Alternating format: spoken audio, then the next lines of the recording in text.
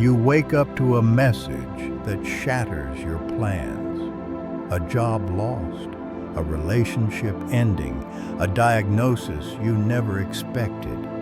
In that moment, your mind wants to run, blame, fight, collapse. But imagine something different. Imagine that instead of being dragged by your emotions, you feel a strange calm. You still hurt. You still care. But a quiet voice inside you says, "This is not the end. This is the test. And I know how to walk through it." That calm is not magic. It's not luck. It's a skill. In this video, we're going to walk through 50 stoic moves that can turn chaos into clarity, pain into strength, and ordinary days into meaningful ones. By the end, you'll see why the most powerful thing you can ever control is not your life. It's your response to life. Stay with me. Somewhere in these ideas, there will be one principle that feels like it was written exactly for you. That one idea can quietly change the rest of your days. Let's begin with the foundation. There are only two categories in your life: what you can influence and what you can't. Most people reverse this. They obsess over other people's opinions, over the economy, over the past, over outcomes they don't fully control. Stoicism flips the lens. The question is no longer, "Why did this happen to me?" The new question is, "What is still mine to manage right now?" Your thoughts, your actions, your effort, your attitude. Every time you take energy away from what you can't control and put it back into what you can, you become a little freer. You can't choose every event, but you can choose whether you become bitter or wise, defensive or curious, revengeful or just. Here's the small challenge. Today, catch yourself once. Just once. Notice when you're mentally wrestling with something you can't change. Pause. Then ask, what is still up to me in this situation? That tiny shift is the first brick in a stoic life. Now, imagine your life as a ship in a storm. Most people steer using other people's reactions as their compass. Approval, likes, praise. Stoicism gives you a different compass virtue. Virtue means you decide who you want to be on the inside. Honest, courageous, disciplined, kind. And then you let those qualities guide your choices even when they cost you. You might lose a deal because you refuse to lie. You might lose friends because you stopped gossiping. You might feel lonely because you chose integrity over acceptance.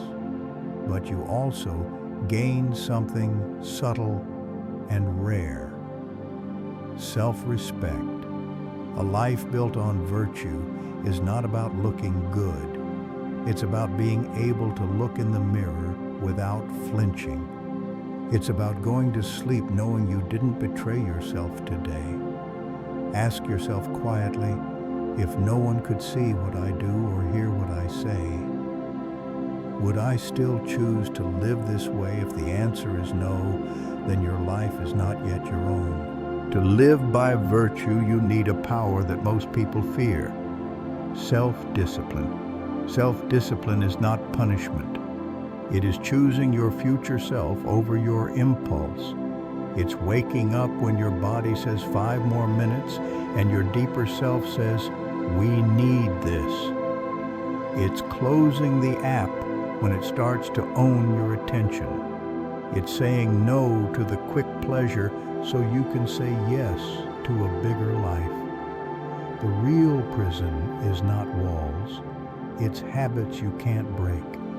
The moment you prove to yourself, even in something small, I can give myself an order and follow it. A door opens. Start tiny, one promise.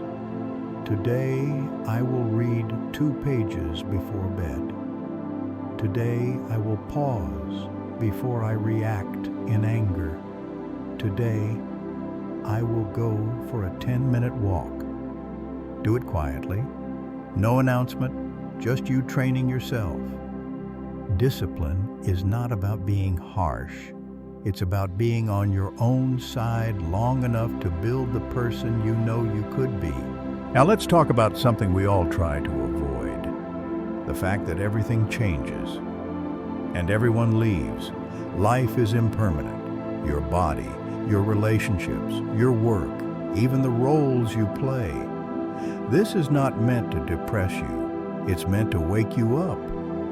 When you remember that every moment is temporary, 2 things happen. First, you stop taking small problems so seriously. Traffic criticism delays setbacks. You see them as passing weather instead of the climate of your life. Second, you begin to appreciate what you already have.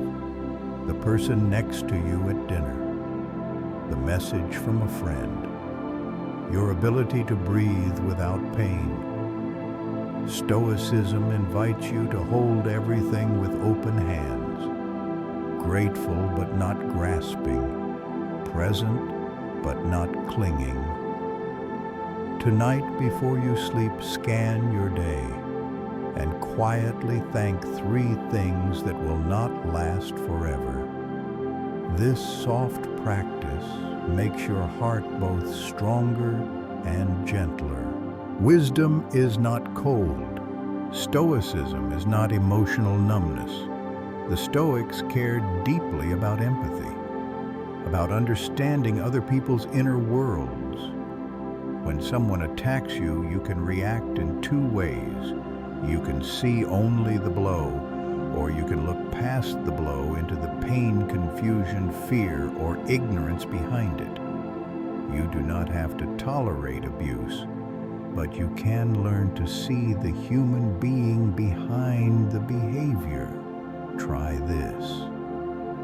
Next time someone behaves badly, pause and think. If I had their life, their beliefs, their fears, would I really be that different?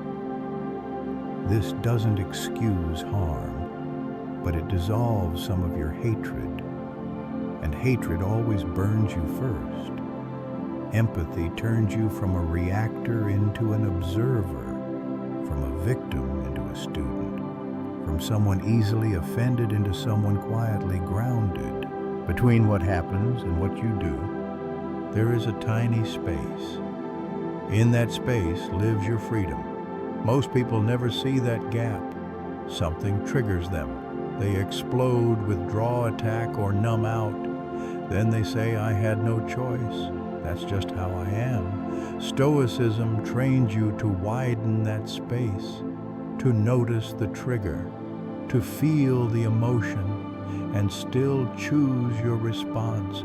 You might still speak firmly. You might still walk away. You might still set a boundary, but you are acting, not just reacting. Think of it like this. Life throws a spark.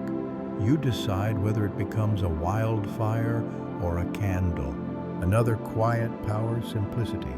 Look around your life. How much of your stress comes from too much? Too many commitments, too many possessions, too many apps screaming for attention. The Stoic path is not about living with nothing.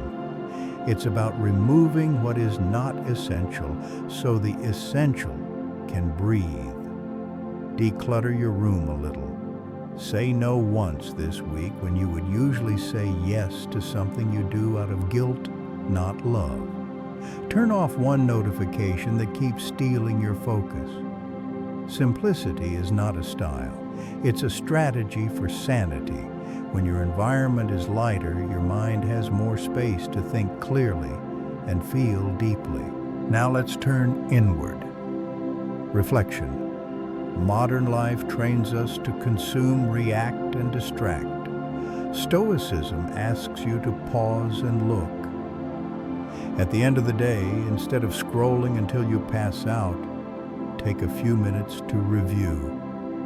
What did I do well today? Where did I betray my values? What triggered me? What can I do differently tomorrow? You are not judging yourself. You are studying yourself. This daily review is like polishing a mirror. Over time, you see your patterns. You see your excuses. You see your growth. Without reflection, you repeat your mistakes. With reflection, you turn them into teachers. One of the hardest moves in life, letting go of the version of you that no longer fits. The Stoics did not worship comfort. They honored change when it aligned with reason and virtue. Maybe you've outgrown certain habits, certain friendships, certain ways of speaking to yourself, but they feel familiar. So you stay. Willingness to change begins with a quiet admission. The person I have been is not the person I must remain. Change doesn't mean you become someone fake. It means you start removing what is false, masks, defenses, self-sabotage. Take one belief you hold about yourself. For example, I'm always lazy. Ask, is this absolutely true? Or is it a story that keeps me small? Then every day do one action that slightly contradicts that belief. You are not waiting to feel different. You act different first. Slowly your identity catches up.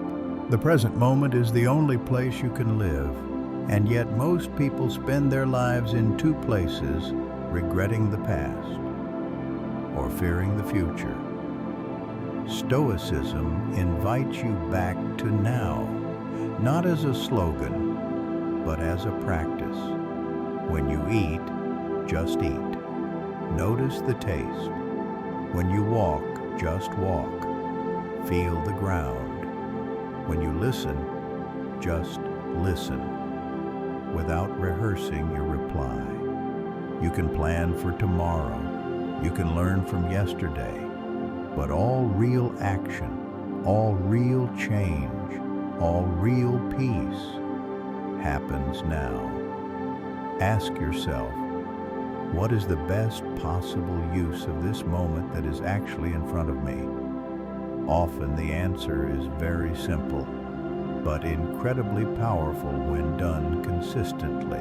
Gratitude. You've heard the word so often that it almost feels empty. But real gratitude is not forced positivity. It's mental accuracy. We are naturally wired to scan for threats and problems. That kept our ancestors alive. But it also blinds us to what is already working. A Stoic trains the mind to see both the challenge and the gift, the pain and the lesson. You don't have to be grateful for the wound, but you can be grateful for the strength it is forcing you to develop. Every day, name 3 things you would miss if they vanished tonight. Eyesight, a friend, clean water. You don't need to write poetry about them, just notice them. Slowly, your baseline shifts from nothing is ever enough to I already have more than I see. Here is a principle that scares the ego. Vulnerability. Stoicism is often misunderstood as emotional armor. In truth, it asks you to be honest about your weakness, your fear, your ignorance. It takes courage to say, I don't know. I was wrong. I need help. People may think you're foolish. Let them. You are not living to protect an image. You are living to grow. The less energy you spend pretending to be perfect, the more energy you have to actually improve. Being willing to look small on the outside is often the first step to becoming solid on the inside. No one walks this path alone. Community matters. The Stoics understood that the people around you shape your character. If you are surrounded by gossip, you will gossip. If you are surrounded by cynicism, you will harden. If you are surrounded by people who stretch themselves, you will grow. Look at your circle and ask, do these relationships pull me closer to the person I want to be, or further away? You don't have to cut everyone off, but you can gently shift where your time and attention go. Seek out people who challenge you with kindness, who tell you the truth without cruelty, who celebrate your growth, not your self-destruction. Your environment is not everything, but it is not neutral. Another quiet art: moderation. Not too much, not too little. In food, in work, in rest, in pleasure. Extremes feel exciting at first. Overwork, overindulgence, overstimulation. But they come with a price: exhaustion, addiction, and regret. Moderation is not bland, it's sustainable. Ask, is this choice leading me toward balance or away from it? You don't have to be perfect, just a little more balanced than yesterday. Life will not always be gentle. You already know that. So the question is not, how do I avoid adversity? The question is, who will I become because of it? Stoicism sees difficulties as an inner gym, not a punishment.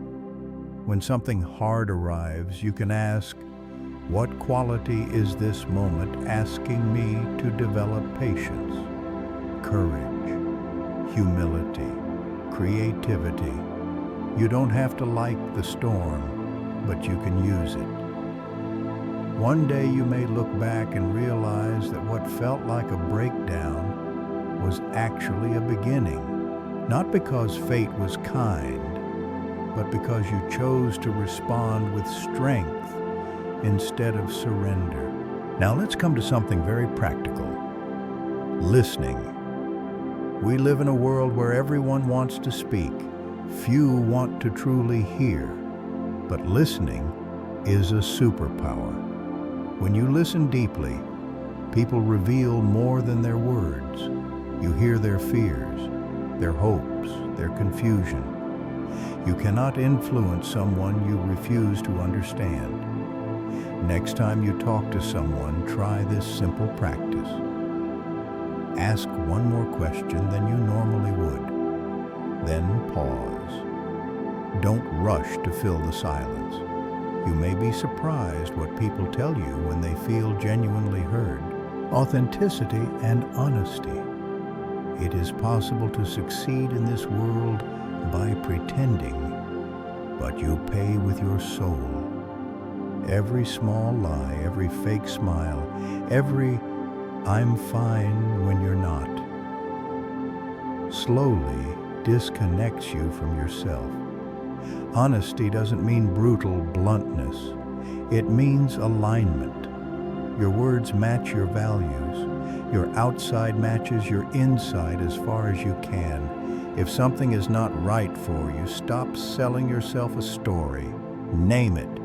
Then, with patience, change it. Inner freedom begins the moment you stop lying to yourself. Let's talk about emotions. Stoicism does not ask you to kill your feelings. It asks you to understand them. An emotion is information, not a command. Anger may tell you a boundary was crossed. Fear may tell you something matters.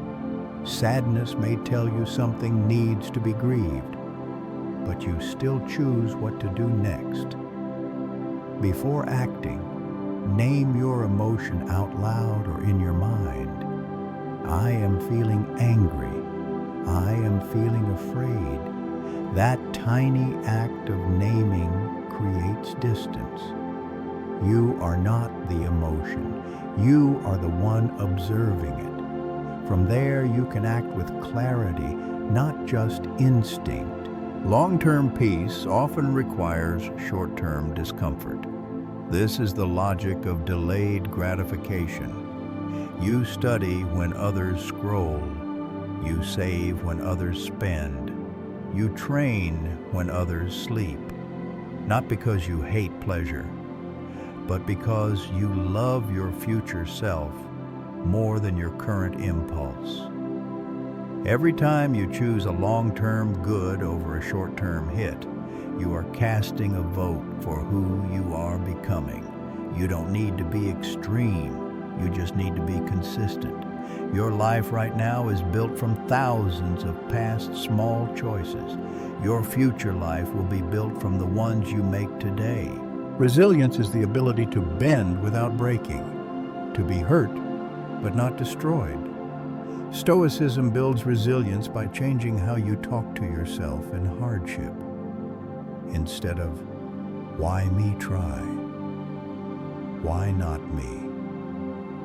Human beings have lived through war loss, poverty, betrayal, illness. They have still created art, discovered truths loved deeply. You are part of that same species. Resilience is not pretending it doesn't hurt. It's saying it hurts.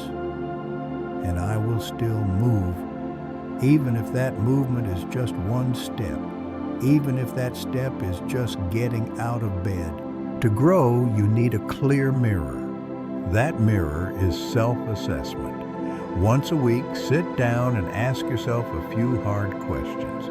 Where did I act below my own standards? Where did I live my values, even when it was difficult? What pattern keeps repeating in my life? Write your answers. Be specific. This is not self-hate, it's self-respect. You care enough about your life to look at it honestly. From that clarity, change becomes possible. Self-compassion is the balance to self-discipline. If you only push and never forgive, you will burn out. If you only forgive and never push, you will stay stuck. Self-compassion means you speak to yourself like you would speak to a good friend.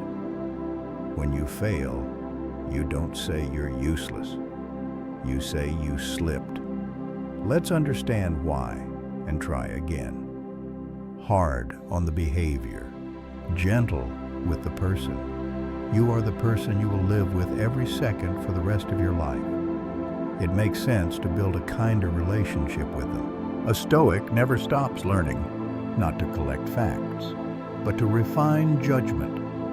Read, reflect, listen to people wiser than you. The moment you think you know enough, your growth freezes. You can treat every person you meet as a potential teacher. The brave show you courage. The cruel show you what not to become. Stay curious. It keeps your mind young and your opinions flexible. Mental discipline is about where you place your attention. Your attention is your life. Whatever captures it owns you. News, drama, doom scrolling. Stoicism asks, are you steering your mind, or is your mind steering you? Practice bringing your focus back to your breath, to your task, to the person in front of you. You will drift. That's human. But every time you notice and return, you strengthen your inner attention muscle. Over time, you become less distractible, less reactive, more present. Adversity as teacher. We touched on this, but let's deepen it. Write down 3 of the hardest experiences of your life so far. Then under each one, write what it taught you. Maybe it taught you boundaries. Maybe it taught you empathy. Maybe it taught you the limits of your control. If you can find even one lesson in each wound, you discover something powerful. Life is not only happening to you, it is also happening for you. Not in a naive way, but in the sense that every event can be raw material for wisdom if you choose to use it. Conscious decision making. Instead of living on autopilot, pause before big choices and ask 3 questions. Is this aligned with my values? What are the likely long-term consequences? Who am I becoming if I say yes to this? You won't predict everything, but you will reduce regret. Decisions shape destiny more than circumstances do. Circumstances happen. Decisions respond. The more awake your decisions, the more awake your life. Persistence in virtue. Being good for one day is easy. Being good when it stops being convenient. That's the test.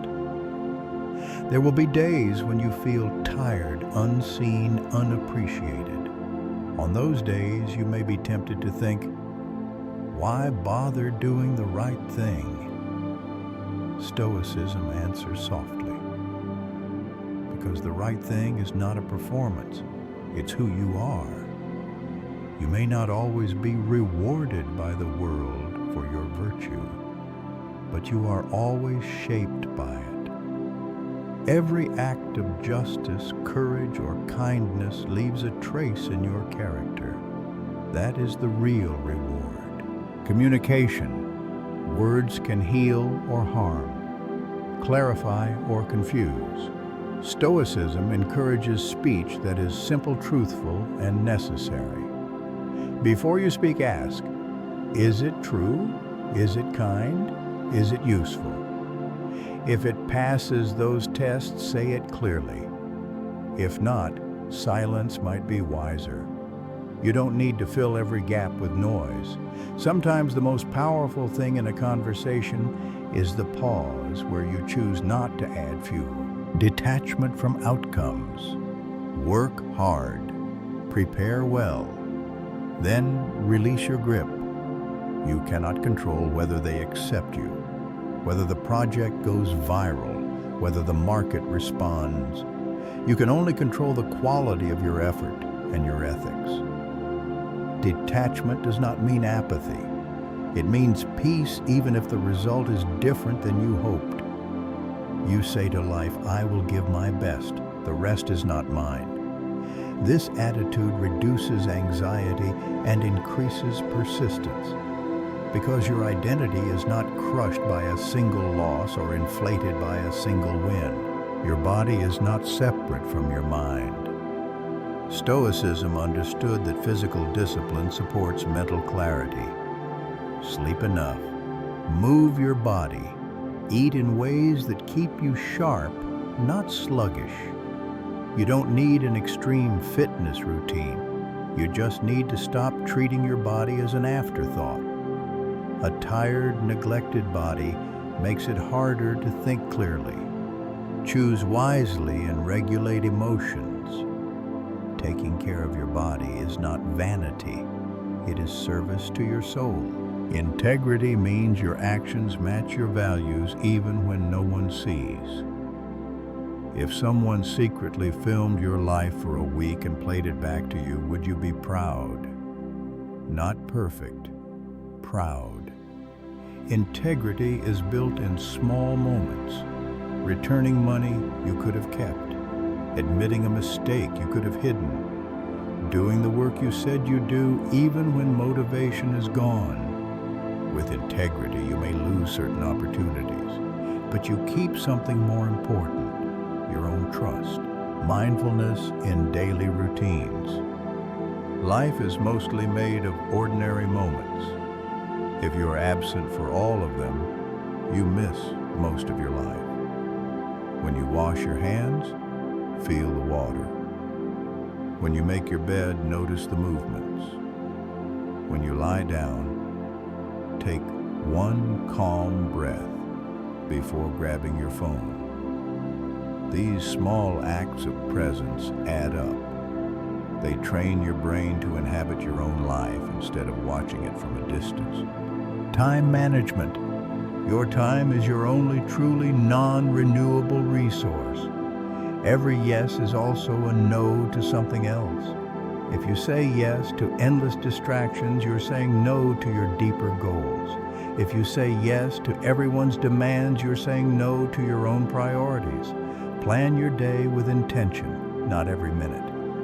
But the key blocks, what matters most today, do that early if you can. At the end of the week, ask, did I give my best time to my best values? If not, adjust. Generosity and kindness. The Stoic is not cold. They understand that life is lighter when shared. A kind word, a small help, a listening ear. These acts cost little, but they create ripples. Generosity does not mean ignoring your own needs. It means sharing from a place of inner fullness, not guilt or performance. Ironically, helping others often heals parts of ourselves we didn't know needed attention. Humility in success. When things go well, it's easy to believe you are invincible. You forget luck. You forget help. You forget reality. Humility keeps you learning. Reminds you that you can be wrong, that you still have blind spots. Celebrate your wins, but don't worship them. You are not your results. You are the character you build while creating them. Impermanence again. Everything you own will one day belong to someone else or to no one. This is not tragic. It is clarifying. Knowing this, what do you want to leave behind? Not just objects, but memories, examples, stories people tell about who you were. Live today in a way that if it were your last, you would not be ashamed of the way you treated yourself and others. Virtue as true wealth. Money can solve many problems, but it cannot buy integrity, peace, or wisdom. Stoicism does not despise material comfort. It simply refuses to call it the highest good. Ask yourself, if I lost my status, my income, my possessions, what would I still have that cannot be taken from me? Your courage, your honesty, your compassion, those are your real treasures. Simplicity in life once more. Complexity is seductive. It makes you feel important, but a simpler life often allows for deeper living. Fewer goals, more focus. Fewer possessions, more freedom. Fewer toxic ties, more true connection. You don't have to simplify everything overnight. Just remove what obviously drags you down, again and again. Personal authenticity. Loving the life you actually live, not the life you pretend to have. Stop measuring your days by other people's expectations. Ask, what kind of life feels honest for me? Not easy, honest. Then move one step closer. You will disappoint some people, but the cost of never disappointing anyone is that you constantly disappoint yourself. Tolerance for ambiguity. Life is not a neat story with clear chapters. It's messy, uncertain. Stoicism trains you to live with questions without rushing into false answers. You might not know yet if this job is forever, if this relationship is permanent, if this path is final. You can still act with courage and curiosity while things are unresolved. Let reality unfold. You will meet it with steady eyes. Purpose and passion. Humans are not built only to consume comfort. We are built to contribute. Your purpose doesn't have to be dramatic. You don't have to change the world, but you can change a small corner of it, a family, a neighborhood, a field of work, your own inner landscape. What moves you? What problem do you feel strangely responsible for? Follow that thread. Even if you don't see the full tapestry yet, living with purpose doesn't remove struggle. It gives your struggle meaning, personal responsibility. Blame feels satisfying in the short term, but it leaves you powerless. Taking responsibility doesn't mean everything is your fault. It means you focus on what you can do next. I didn't create this situation, but I will decide how I move through it. That sentence quietly changes your posture. You stop waiting. You start acting. Positive communication. Fill your environment with fewer complaints and more encouragement. You don't have to be fake, but you can choose to notice and name what is good in others. Tell people when they've done well, when they've grown, when they've helped you. Your words can become a light in someone's very dark day. You may never know how far that light travels. Respectful acceptance of differences. Not everyone will think like you, believe like you, love like you. You can disagree without dehumanizing. Curiosity. How did you come to see the world that way? Closes fewer doors than contempt. You don't have to share every belief, but you can acknowledge a shared humanity. This doesn't just make society better. It makes you calmer, because you're no longer at war with everyone who isn't a copy of you. Gratitude. One last time, when you open your eyes in the morning, you have a new chance, a new set of choices. Just to be here is already a privilege denied to many. Before you pick up your phone, try a simple thought. I am alive. I have this day. What will I do with it? That mindset turns ordinary mornings into sacred beginnings. Patience in learning. Real understanding takes time. You can't rush wisdom like you refresh a page. Stay with ideas long enough for them to sink below the level of slogans. Revisit them, test them.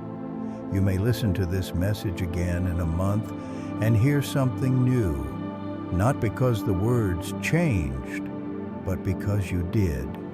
Be patient with your growth. You are building something deep, not just chasing quick hacks. Finally, interdependence. You are not an isolated unit. Your actions touch others in ways you may never see. A small kindness today may echo in someone's life for years. A small cruelty can do the same. Stoicism recognizes this web. It asks you to live consciously inside it, not with guilt, with responsibility. Every choice is a vote, not just for your own character, but for the kind of world you leave behind. 50 principles. One thread. You cannot always control what happens, but you can always work on who you are while it's happening. If you begin to live even a handful of these ideas, life will still bring storms. People will still disappoint you. You will still face loss. But something fundamental will be different. You won't be tossed around by every wave. you will become the person who knows how to steer.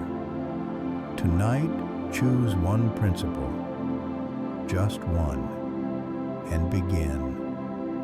The real transformation never happens in the video. It happens in the quiet moment after it ends, when you decide what you'll do next.